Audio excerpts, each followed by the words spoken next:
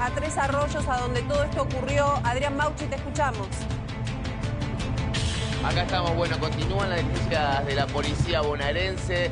Recordemos que la fiscal estuvo aquí en la zona recabando información, sobre todo no solo con los vecinos, sino también con las cámaras de seguridad, como bien decían, que van a ser importantes para saber cómo fue el camino que hizo este asesino, este femicida.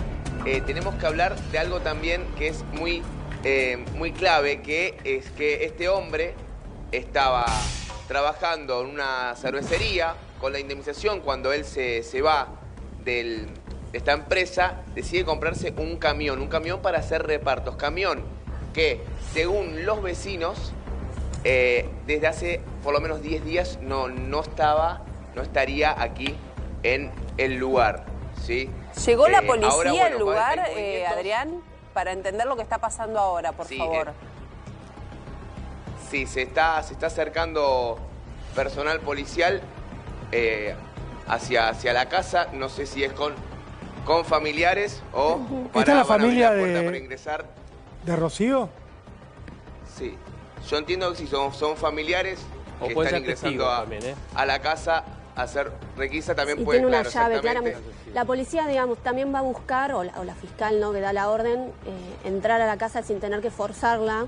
Claro, y También ahí por convocan eso. a familiares, ¿verdad? Exacto. En general. Adrián, no quiere hablar nadie. Nosotros entendemos, obviamente, el momento tremendo que están pasando. Es imposible ponerse en la piel de esa gente realmente. Pero si alguno se acerca a hablar, si alguno quiere expresarse, porque vemos que son gente allegada a la familia que va a abrirle la puerta a la policía para que examine la escena donde asesinó a puñalada a Fernando del Archiprieto, a su esposa. Probablemente hasta, no sé si tenés esta información, Adrián, pero no sé si el cuerpo de la mujer está acá. Nos hicieron gestos. Nos hicieron gestos como explicando la situación, ¿no? Obviamente al llegar acá con los colegas también siempre tratamos de ser muy respetuosos, ¿no?, al momento de ingresar, sobre todo por el shock familiar que se está viviendo. Lo que sí también teníamos la información que algún familiar o un amigo de la familia iba a venir a llevarse a la mascota, ¿sí? Porque aquí quedó un perrito, que la mascota de la familia, que entendemos que eso es lo que venían a hacer. También sabemos que, bueno, que esta puerta había quedado mal cerrada y ahora, bueno, están cerrándola como corresponde, Adrián, ¿no? Entendemos sí que para nosotros esto es casi un déjà vu de lo que vivimos hace algunas semanas atrás, porque también fuimos el primer medio en llegar, también estábamos mostrando la puerta cuando llega la familia, cuando la familia se horroriza frente a lo que se estaban enterando que pasaba. En este caso están yendo a buscar las mascotas. Yo no dejo de pensar, y vos nos vas a explicar, porque vos sos de la zona, por eso la cobertura es tuya. Esto pasa en un lugar que realmente es muy tranquilo, en casas que me imagino se conocen todos, familias que se conocen todos. Debe haber sido muy choqueante para Tres Arroyos lo que ocurre. Sí, justamente también los vecinos que se animaron a hablar, algunos en off, cuentan que no entienden lo que pasó porque nunca había pasado ninguna situación de violencia ni nada con la familia. Repito, aquí en la parte superior está el gabinete de cosmetología que estaba realizando ella, ¿no?, aquí en su casa, con su emprendimiento personal. Lo que sí, repito, el datos del camión que hace 10 días que ya no estaba. Pero bueno, la información que tenemos ahora es, vinieron familiares, aparentemente es para resguardar la casa, porque después de las pericias y demás, quizás quedaron algunas puertas abiertas. Como vimos recién, trabaron con un elemento más contundente este portón, y sabemos también que iban a venir a llevarse a la mascota. Adrián, es importante lo que está marcando la casa, y quiero que nos focalicemos en lo que estamos viendo, porque está mostrando la escena del primero de los asesinatos, el lugar donde trabajaba además Rocío, el piso alto, y vemos a los familiares que se están ocupando de algunas cosas urgentes en medio del dolor. Esa puerta, decís, ¿el asesino la deja abierta cuando se va? ¿Quedó mal cerrada? ¿Por eso la están asegurando ahora? Y seguramente, mira, ahora, bueno, trajeron otro taquito, sí, que vimos que colocaron aquí en la puerta, porque también hay una cuestión de la escena del crimen, porque ayer cerca de 5 de la tarde, recordemos lo que venimos contando, o sea, una vez que Fernando intenta chocar en el zanjón contra un árbol y luego que se quita la vida arrojándose en un camión, bajo un camión, familiares vinieron hasta aquí y encontraron la escena del crimen, esa primera escena que ocurrió cerca de a la mañana, ¿no? Tiene que ver tal vez, perdón, tiene también que ver tal vez, ¿no?, esto de la puerta. ¿Por qué? Porque ¿cómo se descubre el crimen? Esto comienza con la secuencia del accidente, donde se tira Fernando abajo de un camión. Sí. Entonces la policía encuentra los documentos, encuentra el auto, a los chicos a 700 metros, unos 700 metros, ¿y qué pasa? Van a buscar la casa y encuentran el cuerpo de la mujer. Claro, la camioneta y los chicos estaban a 700 Tuvieron que metros. abrir la puerta. Estaban muy cerca. Digo, porque fueron a buscarlos, evidentemente tenían la información de que había retirado a los chicos, porque si no, no se entiende, digo, no estaban pegados a la camioneta. La policía se encuentra con una escena de un hombre abajo de un camión, que lo había atropellado un camión. Muy cerca un auto y muy cerca del auto los chicos. A ver, vamos a ir sumando más información y Adrián, te pedimos que te quedes ahí, están pasando cosas en vivo, ya vamos a volver con vos, nos quedamos también con imágenes de lo que está ocurriendo en la casa donde inicia esta segunda masacre familiar. Sí. Segunda masacre familiar que contamos en un mes. En un mes nada más, Sole. Es muy impactante esto, es muy impactante porque a nosotros mismos nos lleva cada dato a lo que contamos lamentablemente en Villa Crespo. Pero vamos a sumar a esta charla y a este análisis a Enrique da Rosa, que lo solemos llamar y molestar en estos casos, para tratar de entender lo que nuestras mentes no se niegan. Enrique, es así. Prácticamente sentimos que esto es calcado a lo que pasó en Villa Crespo. Nos preocupa pensar que se esté volviendo algo tan habitual que personas o decidan suicidarse, pero antes hacer un desastre, o maten a sus propios hijos. Bueno, te queremos escuchar a vos. Gracias por estar con nosotros. Por favor, un saludo para todos ustedes. Muy buenas tardes. En realidad hay una diferencia interesante. Recuerdo que hace un par de días hubo un episodio que, si bien no es igual, es un oficial de la policía que asesina a la pareja de su expareja. En Moreno. Tiene la sensación que... de Moreno. Excelente, Moreno.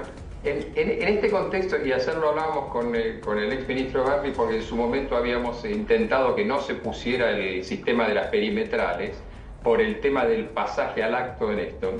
La diferencia que yo veo con el de Villa Crespo, en realidad, es algo que ustedes señalaron muy claramente ahí, que es la secuencia de los hechos. Es decir, una parte es la evaluación psiquiátrica, pero la otra es interesante, cruelmente interesante, pero interesante en lo criminológico, como hay una primera etapa, busca a la mujer, la asesina de una manera particularmente cruenta,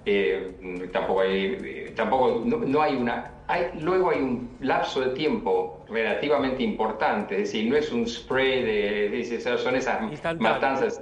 El spray killer es el que asesina en un episodio múltiples personas, y ahí uno piensa en la causalidad psiquiátrica, ¿no?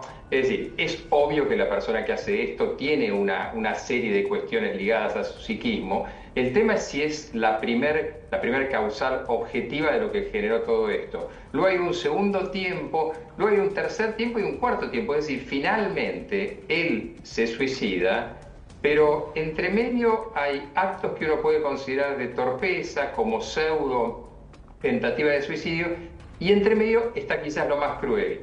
Un filicida que no es un filicida altruista. ¿Y cuál es esta diferencia? El filicida altruista, es decir, ustedes conocen el homicidio altruista, o el filicidio altruista, es aquel que supone que va a evitar a sus hijos o a sus seres queridos de un mal, así sea delirante, pero un mal al fin. En todo caso no va a buscar el sufrimiento, mientras que las asfixias por sumersión, son cruentas. Y lo que ustedes marcaban, que de falta de signos de defensa, estamos hablando de chicos de 4 y 8 años, que vaya a saber si no estaban en una situación tóxica particular, vaya a saber si no tenían otros elementos de los cuales no contamos ahora, o vaya a saber la mecánica de esto.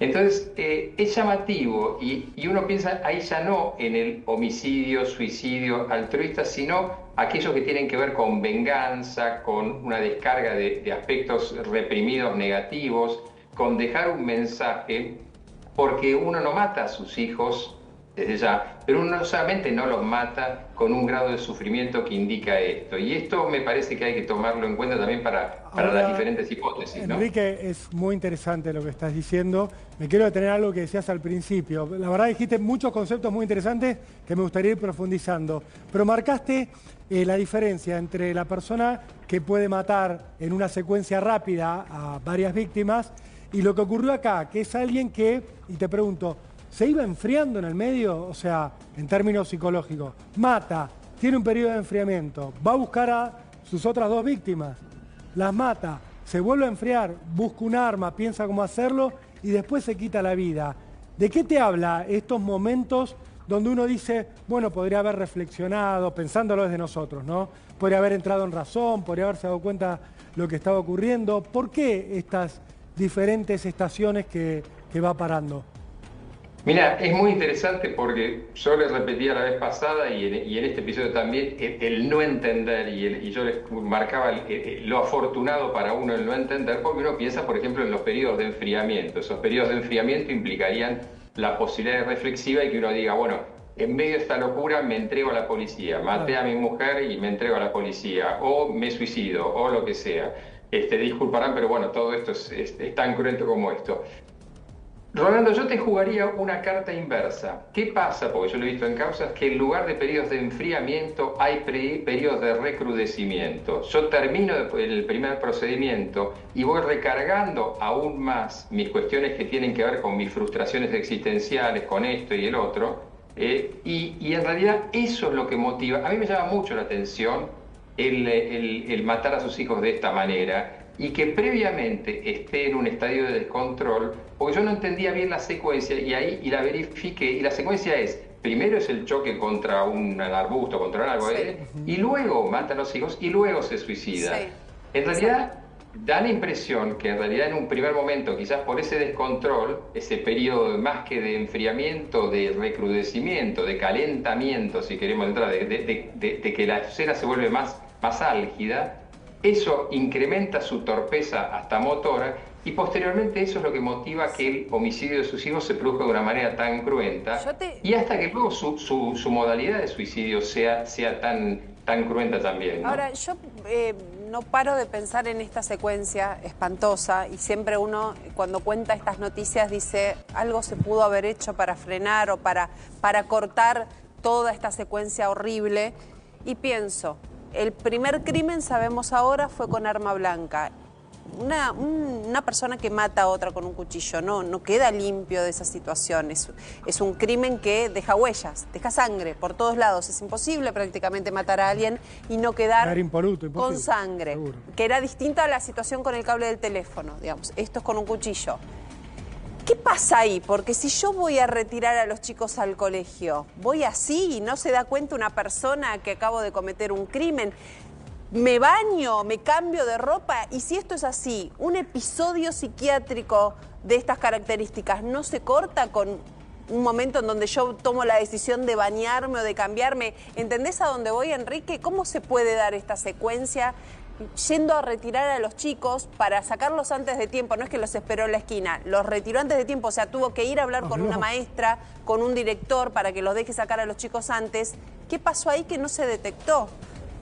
A ver, primer punto, vos partís de una hipótesis y creo que es necesaria para conservar la cordura, que es un cuadro psiquiátrico, es decir, que algo totalmente anormal tuvo que haber ocurrido, porque si no nadie en su sano juicio hace esto. Y esto, vuelvo a repetir, lamentablemente hay una información igual, espérate, te sumo algo, hay una información de que él fue despedido de un trabajo anterior y que tiene que ver con un cuadro psiquiátrico.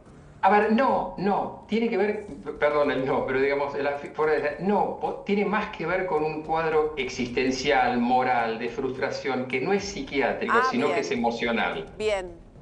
A ver, a lo que quiero decir, acá no estamos hablando de imputabilidad o no, pero digamos, si la causal fue en definitiva un episodio disociativo, psicótico u otro que lo llevó a hacer eso, o simplemente la furia, el famoso tema que generó en su momento la emoción violenta que el sujeto que se decía clásicamente encontraba a su mujer con el amante en el lecho y eso lo excusaba, esa emoción que surgía, esa supuesta emoción malsana claramente que surgía, No es un cuadro psiquiátrico, es decir, no es un cuadro psiquiátrico precedente, sí sobre una personalidad débil. Barreda es el ejemplo más histórico nuestro, más claro, no había ninguna significación. Ahora, con respecto a lo otro, lamentablemente es una cuestión más criminalística que tiene que ver con que, y es posible que haya sido tan eficiente en el homicidio de su mujer, que no tenga demasiadas huellas como para que hayan sido vistas. Es decir, yo he intervenido en causas en las cuales el homicida estaba bañado en sangre y he intervenido en otras en que el sujeto prácticamente, excepto está impoluto. Enrique, nos aguantás un minuto porque tenemos información de último momento sobre este caso.